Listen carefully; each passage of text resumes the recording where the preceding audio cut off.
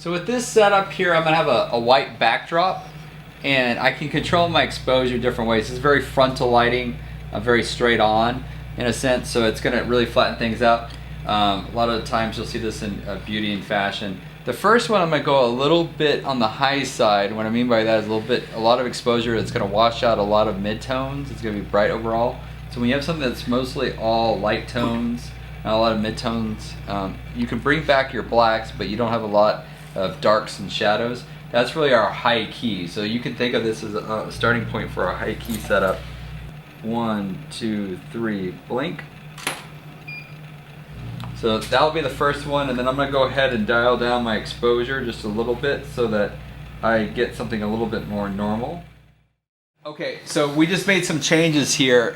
We added the big softbox back in, and we're doing that because it was hard to get a full body even with just a ring light.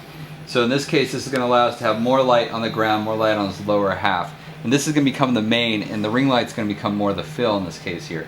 So Glorissa is metering, and we're getting F8 for the softbox, which is our main, and we're getting about 4.5 for our ring light, which is the fill. And we're going to put those together. So we averaged it out, we got F11. So we're going to shoot this, and we'll shoot it probably starting normal and then kind of boost it back up to high key again, and we'll see those differences.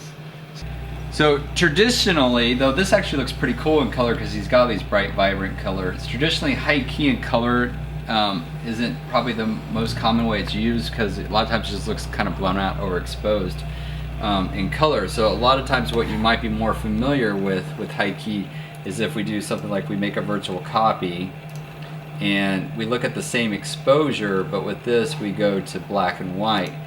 And in that black and white look, especially if we set our black point, it really starts to have that sort of high contrast, especially on the skin tone, that's more associated with high key, because high key again is all light tones. Most traditionally it's like babies wrapped in white cloth, or it might be something that is a guy or a girl with like a white shirt or white dress, things like that, and you'll tend to get kind of that really light, bright, sort of fade to white kind of look with those. So that they're very common in black and white, but you can kind of see how the exposure needs to be a little bit hotter than normal to really kind of set you up for that look.